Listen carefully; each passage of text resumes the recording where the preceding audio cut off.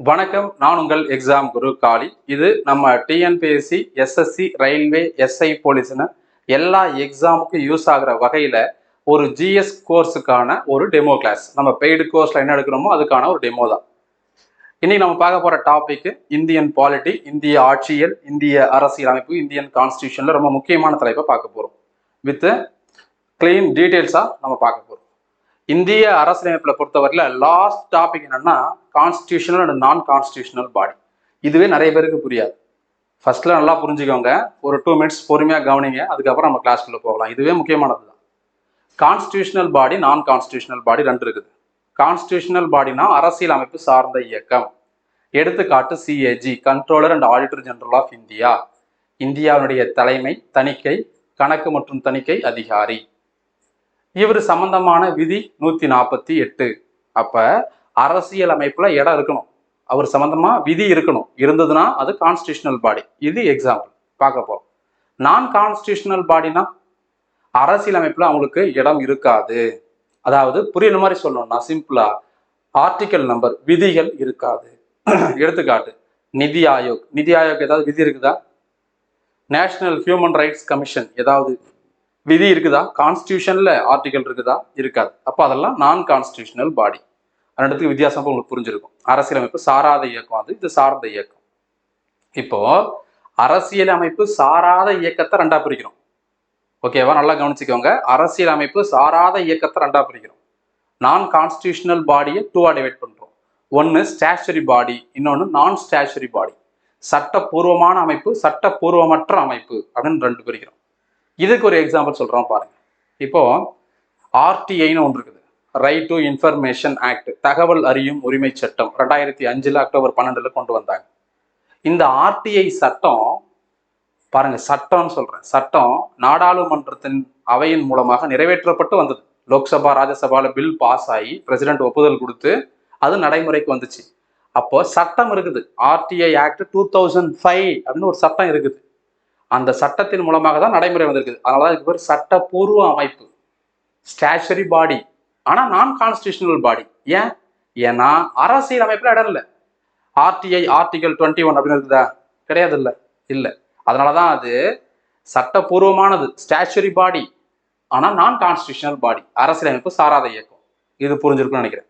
இப்போ அடுத்தது நான் ஸ்டாச்சுரி பாடி, சட்டப்பூர்வமற்ற அமைப்பு. ஒரு ரெசல்யூஷன், ஒரு தீர்மானத்தின் அடிப்படையில் உருவாக்கப்பட்ட அமைப்பு, அதுதான் நிதி ஆயோக்.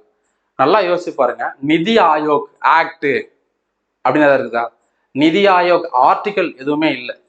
அப்போ இது ஒரு தீர்மானத்தின் அடிப்படையில் அமைச்சரவை மட்டும் கூடி பேசி ஒரு தீர்மானம் கொண்டு வந்து நடைமுறைப்படுத்துறாங்கன்னா அதுக்கு பேர் தான் ஒரு தீர்மானத்தின் அடிப்படையில் உருவாக்கப்பட்டது நான் ஸ்டாச்சுரி பாடி, சட்டப்பூர்வமற்ற அமைப்பு. ஆனா அதுவும் நான் கான்ஸ்டியூஷனல் பாடி தான். புரிஞ்சுதுங்களா? ஸோ இதுதான் ஒரு பேசிக்கான இன்ஃபர்மேஷன். நிறைய பேருக்கு இது புரியாது, உங்களுக்கு இப்போ புரிஞ்சிருக்கும்னு நம்புறேன்.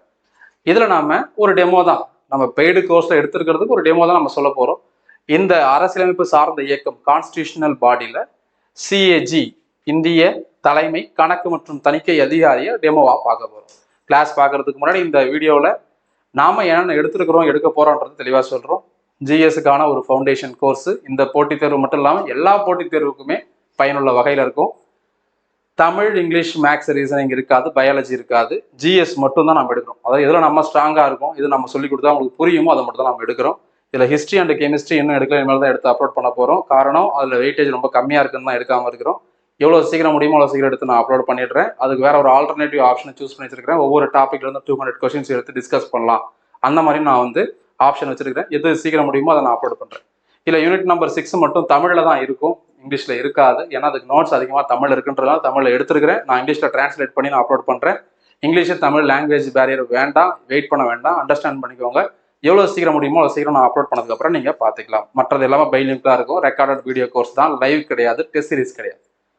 இது ரெக்கார்டட் வீடியோவாக ஏன் கொடுக்குறோன்னா எல்லாருமே ஈஸியாக ஆக்சஸ் பண்ணணும். Working men and women, part டைமாக படிக்கிறவங்க, ஹவுஸ் ஒய்ஃப் எல்லாருக்குமே எப்போ ஃப்ரீயாக இருந்தாலும் அவங்க இதை ஆக்சஸ் பண்ணிக்கலாம். 1 இயருக்கு வேலிடிட்டி. இதுதான் இதுக்கான ஃபீஸ் ஸ்ட்ரக்சர்.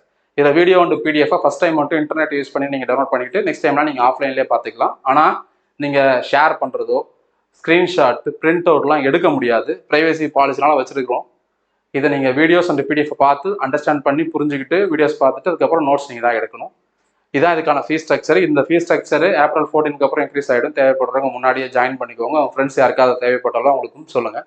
இதில் இருக்கக்கூடிய எல்லா இன்ஃபர்மேஷனையும் தெளிவாக பார்த்து புரிஞ்சுக்கோங்க. எக்ஸாம் குரு காலி அப்படிங்கிற மொபைல் ஆப்பில் தான் நம்ம கிளாஸ் எடுக்கிறோம். ஆண்ட்ராய்டு, ஐஃபோனுக்கு தனித்தனியாக இருக்குது. இதை தாண்டி நீங்கள் பர்சனல் கம்ப்யூட்டர், லேப்டாப்பில் பார்க்குறதுக்கு வெப்சைட்டுக்கான லிங்க்குமே இருக்குது.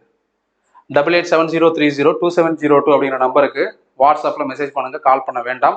கோர்ஸ் தேவைப்படுறவங்க மட்டும் மெசேஜ் பண்ணுங்கள். அதர்ஸ் மெசேஜ் பண்ண வேண்டாம். கோர்ஸில் ஜாயின் பண்ணதுக்கு அப்புறம் டவுட் கிளாரிஃபிகேஷனும் அதே மொபைல் நம்பரில் தான் நடக்கும். 1-to-1. நீங்கள் எந்த டவுட் இருந்தாலும் சப்ஜெக்ட் சம்மந்தமாக நீங்கள் இதை கேட்டு தெரிஞ்சுக்கலாம். கோர்ஸில் ஜாயின் பண்ண பெய்டு ஸ்டூடெண்ட்ஸ் ஒன்லி. இதை தாண்டி மற்ற கிளாஸ், டெமோ கிளாஸஸ் தேவைப்படுறவங்க, நம்ம கோர்ஸ் பற்றின டீட்டெயில்ஸ் தேவைப்படுறவங்க மெசேஜ் பண்ணாலும் அதுக்கு உங்கள் டீட்டெயில்ஸை கொடுக்குறேன். CAG அப்படின்னு சொல்லுவாங்க. Controller and auditor general of India, தலைமை தணிக்கை கணக்கு மற்றும் தணிக்கை அதிகாரி. இவர் யார், இவர் என்னோட வேலை சிம்பிளாக சொல்லணும்னா இவர் ஒரு கணக்கு பிள்ளை மாதிரி. இப்போ ஒரு வீட்டில் அம்மா இருந்தா, மனைவி இருந்தாங்கன்னா, பாட்டி இருந்தாங்களா, வயசானவங்க இருந்தாங்களா, இல்லை பெரியவங்க இருந்தாங்கன்னா அவங்க தான் வீட்டு கணக்கு வரவு செலவுலாம் பார்ப்பாங்க. கரெக்டுங்களா? அதே போல் ஒட்டு மொத்தமாக ஒரு பெரிய கம்பெனி இருந்ததுன்னா அங்கே ஒரு அக்கௌண்டன்ட் இருப்பார், ஒரு ஆடிட்டர் இருப்பார். அதே போல் இந்தியான்ற ஒரு பெரிய நாட்டிற்கு ஒரு அக்கௌண்டன்ட் இருக்கிறார். அவர் பேர் தான் CAG. இவர் என்ன பண்ணுவார் அப்படின்னா, நடந்து முடிஞ்ச கணக்குகளை தணிக்கை பண்ணுவார். புதுசாக கணக்கை போட்டு கொடுக்க மாட்டார். நான் ஒரு பைக் வாங்க போகிறேன், அந்த பைக்கு இவ்வளோ லிமிட்டுக்குள்ள இருக்கணும், 1 லட்ச ரூபாயில் இருக்கணும், இதெல்லாம் இருக்கணும்னு சொல்லி கொடுக்க மாட்டாரு. நீங்கள் 1 லட்ச ரூபா கொடுத்து பைக்கு வாங்கிட்டு வந்ததுக்கப்புறம் 1 லட்ச ரூபா பில்லையும் பைக்கும் காட்டினீங்கன்னா இந்த பில்லு இதுக்கு கரெக்டா அப்படின்னு செக் பண்ணி சொல்வார். அதாவது முடிந்த கணக்குகளை தணிக்கை செய்யறது தான் அவர் வேலை. அதான் இவர் அந்த டியூட்டியாக பண்ண போறார். CAG article 148. அவர் மட்டும் ஜென்ரலாக CAG கேட்டாங்கன்னா 148. அவர் பார்த்தீங்கன்னா டோட்டல் ஆர்டிகல் 4 இருக்குது. 148, 49, 50, 51. இதுதான் அவருடைய ஆர்டிகல்ஸ். CAG ஒட்டுமொத்தமாக இந்தியாவுக்கு ஒவ்வொரு மாநிலத்துக்கும் தனித்தனியாக இருப்பாங்க கிட்ட இருக்க மாட்டார். ஒட்டுமொத்தமாக இந்தியாவுக்கும் மாநிலத்துக்கும் சேர்த்து ஒரே CAG தான்.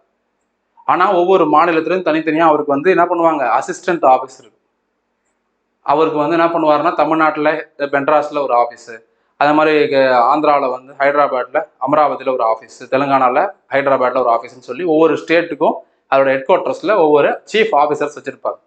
அவங்கெல்லாம் இவருக்கு கீழே CAGக்கு கீழே செயல்படுவாங்க. ஏற்படுத்தப்பட்ட ஆண்டு இந்த CAG முறை ஆகஸ்ட் 15, 1948 உருவாக்கப்பட்டது. இந்த CAGயை நியமனம் பண்றது யாருன்னா குடியரசுத் தலைவர். பிரசிடென்ட் தான் இவரை அப்பாயிண்ட் பண்ணுவார். இவருடைய பதவிக்காலம் 6 ஆண்டுகள் அல்லது 65 வயது வரை. இவருடைய பதவிக்காலம் 6 years or 65 ஏஜ். எது முதல்ல நடக்குதோ அதுக்கேற்ற மாதிரி ரிட்டையர்மெண்ட் அவருக்கு இருக்க போகுது. சம்பளம். உச்ச நீதிமன்ற நீதிபதிக்கு இணையான சம்பளம் 2.5 லட்சம் இவருக்கு சம்பளம். இவருக்கு நீக்கக்கூடிய அதிகாரம் யாருக்கு இருக்கு? இவரை நீக்க முடியுமானா நீக்கலாம். நீக்கக்கூடிய அதிகாரமும் குடியரசுத் தலைவர் தான் இருக்குது. ஆனா எப்படி நீக்கணும்னு ஒரு முறை இருக்குது. இந்த முறையை நல்லா கவனிச்சுக்கோங்கப்பா. இந்த முறையை நல்லா கவனிச்சுக்கோங்க. கான்ஸ்டிடியூஷனல் பாடியில் இருக்கக்கூடிய அரசியலமைப்பு சார்ந்த இயக்கத்தில் இருக்கக்கூடிய அனைத்து நபர்களுக்கும் அனைத்து ஆணையத்துக்கும் இதே முறையை தான் பின்பற்றுவாங்க.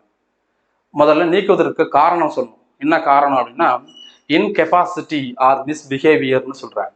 அதாவது அவருக்கு வந்து அதுக்கான தகுதி இல்லை, அதுக்கான செயல்திறன் இல்லை, அவரால் இயலவில்லை, முடியல.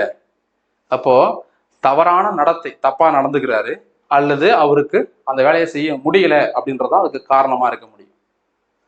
நீக்கிற ப்ரொசீஜர் என்ன, மெத்தட் ஆஃப் ரிமூவல் என்ன, ரீசன் பார்த்துட்டோம், மெத்தடு பார்க்க போறோம். இதுதான் ரொம்ப ரொம்ப முக்கியம். Both house of parliament 2/3 like supreme court judge. உச்ச நீதிமன்ற நீதிபதிகளை போன்று உச்ச நீதிமன்ற நீதிபதியை எப்படி தகுதி நீக்கம் செய்வாங்களோ அப்படிதான் இவரையும் பண்ணுவாங்கன்னு சொல்றாங்க. அப்போ உச்ச நீதிமன்ற நீதிபதி எப்படி செய்வாங்கன்னு தெரிஞ்சுக்கணும். எப்படி செய்வாங்க? Both house of parliament, Lok Sabha ராஜ்யசபால ஒரு மசோதாவை நிறைவேற்ற வேண்டும். எப்படி பண்ணணும்? 2/3 3/2 உறுப்பினர்கள் அது என்ன பண்ணணும்? அந்த மசோதாவில் அவனுடைய முடிவை தெரிவிக்கணும். அப்போ என்ன அர்த்தம்? அதுக்கு பேர் ஸ்பெஷல் மெஜாரிட்டி, அறுதி பெரும்பான்மை, சிறப்பு பெரும்பான்மையில் இந்த மசோதா நிறைவேற்றப்பட வேண்டும். அப்படி சிறப்பு பெரும்பான்மையில நிறைவேற்றப்பட்ட மசோதா குடியரசுத் தலைவர் கைக்கு போகும். அவரில் கண்டிப்பாக ஒப்புதல் கொடுத்துருவாரு. அவர் பதவி நீக்கம் செய்யப்பட்டவராக, இந்த நபர் பதவி நீக்கம் செய்யப்பட்டவராக கருதப்படுவார். ஆனால் இது வரைக்கும் சுப்ரீம் கோர்ட் ஜட்ஜியும் சரி, CAGயும் சரி, இது வரைக்கும் நம்ம அந்த மாதிரி ஒரு தகுதி நீக்கம் பண்ணதே கிடையாது. மறு நியமனம். ஒரு வாட்டி சிஏஜியா இருந்தவர் திரும்பவும் அதே பதவிக்கு அந்த இடத்துல அவர் வர முடியுமான்னு கேட்டால் முடியாது. ஒரு வாட்டி இருந்தால் முடிஞ்சு போச்சு. நான் ரொம்ப நாளாக இதான் யோசிச்சுட்டு இருக்கிறேன். என் மனசுல இருக்க ஒரு ஐடியா, சின்ன ஐடியா. இப்போ சிஏஜிக்கு மட்டும் படிச்சுட்டு வேலைக்கு வர சிஏஜி அப்படின்னா படிக்காமலே படிச்சுட்டுன்னு பேர் பட்ட பேர்லாம் நிறைய போட்டுக்கிறாங்க. நான் எல்லாரையும் சொல்லல, பொதுவாக தான் சொல்றேன். அரசியல்வாதிக்கு ஏன் இருக்கக்கூடாது? ஒரு நபர் ஒரு முறை தான் முதலமைச்சராக இருக்கணும், ஒரு நபர் ஒரு முறை தான் பிரதமராக இருக்கணும், ஒரு நபர் ஒரு முறை தான் மத்திய மாநில அமைச்சராக இருக்கணும், ஒரு நபர் ஒரு முறை தான் MLA MLC Lok Sabha MP Rajya Sabha எம்பின்னு சொல்லி பாருங்க. எவனுக்கு அந்த ஆசையே வராது. அதுக்கப்புறம் சொத்து சேர்க்கணும், இது பண்ணணும்லாம். ஏன்னா ஒரு 5 வருஷம் தான் இருக்க போறோம், அதுக்கப்புறம் இருக்க போறோம்லாம் அவனா விலகிடுவான். அவனுக்கு அந்த மாதிரி என்ன வராது. இல்லை அப்படி மீறி அவன் ஊழல் பண்ணா கூட 5 வருஷம் தான் பண்ணுவான், போயிட்டோன்னா அடுத்த வேற ஒருத்தன் புதுசாக தான் வருவான். அந்த ஒரே நபர் அந்த ஒரே இடத்துல எல்லா அதிகாரமும் எல்லா பணமும் வளமும் குவிஞ்சு கிடக்குல்ல, அது இல்லாமல் இருக்கும்ல. இது நான் இந்த மாதிரி படிக்கும்போது எனக்கு முன்னாடி தோன்றது, ஒரு 15 ஆண்டுகளுக்கு முன்னாடி தோணுன விஷயம். அதை நான் இப்போ ஷேர் பண்ணுறேன். நடக்குமான்னு தெரியல. மறுநியமனம் கிடையாது. ஒரு வாட்டி தான் சிஏஜியாக இருக்க முடியும், இன்னொரு வாட்டி இருக்க முடியாது. இவர் என்ன சொல்றாங்கன்னா, பொது பணத்தின் பாதுகாவலன், கார்டியன் ஆஃப் பப்ளிக் பர்சியூ. பொது பணத்தினுடைய பாதுகாவலன் இவர் தான். ஏன்னா நம்மளுடைய வரி பணத்தெல்லாம் கொடுத்து தான் அரசாங்கத்தை நடத்துகிறோம். அரசாங்கம் அந்த பணத்தை எடுத்து தான் முக்கியமான பொருட்களை வாங்குது, இது முதலீட பண்ணுது. அப்போ அதெல்லாம் சரியா பண்றாங்களான்னு செக் பண்ணி பார்க்கறது இவர் வேலை தானே. அதனாலதான் இவரை பொது பணத்தின் பாதுகாவலன்னு சொல்றாங்க. இந்த பதவி உருவாக்கும் பொழுது 48ல பால் ஹெச் ஆப்பிள் பே அப்படிங்கிறவரு இந்த பதவியே தேவையில்லை, சிஏஜின்னு ஒரு பதவியே தேவையில்லை அப்படின்னு கிண்டல் பண்ணார், கிரிட்டிசைஸ் பண்ணார். காரணம் என்னன்னா, இந்தியர்களுக்கு இந்த அளவுக்கு நாலேஜ் அறிவு கிடையாது, இந்த வேலையை செய்யறதுக்கான துணிச்சல் கிடையாது, இது தேவையே இல்லை. ஏன்னா இவங்களுக்கு என்ன வருமானம் வரப்போது, என்ன பண்ண போறாங்க, இவங்க ஏன் இது மாதிரி போஸ்டிங் உருவாக்குறாங்கன்னு அப்போ அவரு கிண்டல் பண்ணார். அதுக்கு டாக்டர் B.R. அம்பேத்கர் என்ன சொல்றாருன்னா, அரசியல் அமைப்பு உருவாக்கின அவையில தலைவராக இருந்தவர். நாங்க எங்களுடைய குழு நிறைய விஷயங்களை இந்த அரசியல் அமைப்புல மேற்கோள் காட்டியிருக்கிறோம், நிறைய இந்த மாதிரியான பதவிகளை உருவாக்கி இருக்கிறோம். அது ரொம்ப முக்கியமான பதவிகள்ல ஒண்ணு சிஏஜி அப்படின்னு அதை பத்தின அந்த அந்த பதவியினுடைய அதிகாரத்தையும் அவருடைய பவரையும் என்ன பண்றாரு, சொல்றாரு அம்பேத்கர். ஸோ அவருக்கு பதில் அளிக்கிறார். இப்போ நீங்க எந்த ஒரு விஷயத்த படிச்சாலுமே, நான் எப்பவுமே ஷார்ட்ஸ்ல சொல்றதுதான், முதலும் தற்போதும். ஃபர்ஸ்ட்ல யார் இருந்தாங்க, இப்ப யார் இருக்கிறாங்க. அது இதுக்கு மட்டும் இல்லை, எல்லா ஆணையத்துக்கும் பொருந்தும். அது மாதிரி எந்த ஆர்டர்ல இருக்கிறாங்க ஃபுல்லா படிச்சீங்கன்னா எக்ஸாம்ல கேட்பாங்க. அப்படி பாத்தீங்கன்னா முதல்ல இருந்தவர் நரஹரி ராவ். சாரி, முதல்ல இருந்தவர் நரஹரி ராவ். அடுத்தது அனில்குமார் சந்தா, A.K. ராய், ரங்கநாதன், பக்ஷி, ஞான் பிரகாஷ், திரிலோக்நாத் சதுர்வேதி, CG சோமையா, ஷங்லு, விஜேந்திரநாத் கவுல், வினோத் ராய், சசிகாந்த் சர்மா, ராஜீவ் மெஹ்ரிஷி, GC முர்மு. இப்ப இருக்கவர் யாருன்னா K. சத்யமூர்த்தி, சஞ்சய் மூர்த்தி. ஸோ இவர் தான் 15வது, 2024 இருந்து 29 வரைக்கும் இருக்கு பதவிக்காலம். இவ்வளவுதான் இருக்கணும்னு அவசியம் கிடையாது. இதுக்கு முன்னாடியே அவருக்கு ஆகலாம். ஏன்னா 6 வருடம் அதிகபட்சமா இருக்கலாம், அல்லது அவருடைய ரிட்டையர்மெண்ட் ஏஜ் 65, அதுக்குள்ளார ரெண்டுத்துல ஏதாவது ஒன்று இருக்கலாம். இல்லை அதுக்கு முன்னாடியே அவரா இல்லை நான் பதவி விட்டு போறானும் போகலாம், இல்லை குடியரசுத் தலைவராக அவர் நீக்கினாலும் நீக்கலாம், வாய்ப்பு இருக்குது. ஸோ இப்போ இருக்கவர் சஞ்சய் மூர்த்தி தான் இப்போ கடைசியாக இருக்கிறவர், கரண்ட்ல இருக்கிறவர். ஸோ இப்படிதான் ஒரு விஷயத்த நம்ம அணுகணும். நம்ம வழக்கமாக சொல்றது தான், எப்படி படிக்கலாம், அப்படி மாற்றலாம், எப்படி ரூட்டு மாற்றலாம்லாம் கிடையாது. இப்படி தான் படிக்கணும், இதை தான் படிக்கணும். ஸோ இதுதான் இன்னைக்கான ஒரு டெமோ கிளாஸ். இதே போல தான் எல்லா சப்ஜெக்ட்ஸுக்கும் எல்லா கான்ஸ்டியூஷன் இருக்கக்கூடிய விஷயங்களையும் நம்ம எடுத்திருப்போம். இந்த கோர்ஸ் தேவைப்படுறவங்க 8870302702 அப்படிங்கிற நம்பருக்கு மெசேஜ் பண்ணுங்க, வாட்ஸ்அப். தயவு செஞ்சு கால் பண்ண வேண்டாம், அதர்ஸ் மெசேஜ் பண்ண வேண்டாம். ஃபீஸ் ஸ்ட்ரக்சர் பார்த்துக்கோங்க. இது April 14க்கு அப்புறம் இன்க்ரீஸ் ஆகிடும். இந்த டெமோ கிளாஸஸ் உங்களுக்கு யூஸ்ஃபுல்லாக இருக்கும் நம்புறேன். மறக்காம உங்க ஃப்ரெண்ட்ஸ் எல்லாருக்கும் ஷேர் பண்ணுங்க. சேனல் புதுசாக வந்தவங்க சேனலை சப்ஸ்கிரைப் பண்ணி சப்போர்ட் பண்ணுங்க. நாம எவ்வளோ விஷயங்களை முடியுமோ அவ்வளோ விஷயத்த அப்டேட் பண்ணி இந்த மொபைல் ஆப்பில் அப்டேட் பண்ணிட்டே இருக்கிறோம். ஒரு வீடியோ கோர்ஸ் எடுத்து முடிச்சிட்டோன்னு இல்லாமல் அதுக்கப்புறம் பக்கத்தில் இருக்கக்கூடிய PDF-ஐ டைம் டு டைம் நம்ம அப்டேட் பண்ணிகிட்டே இருக்கிறோம். ஸோ இந்த கோர்ஸ் உங்களுக்கு 100% யூஸ்ஃபுல்லாக இருக்கும். தேவைப்படுறவங்க இந்த கோர்ஸை ஜாயின் பண்ணிக்கோங்க. உங்கள் ஃப்ரெண்ட்ஸுக்கும் தெரியப்படுத்துங்க. எல்லா போட்டித் தேர்வுக்கு படிக்கிறவங்களுக்கும் இதை தெரியப்படுத்துங்க. நன்றி, வணக்கம். இன்னொரு டெமோ கிளாஸில் பார்க்கலாம்.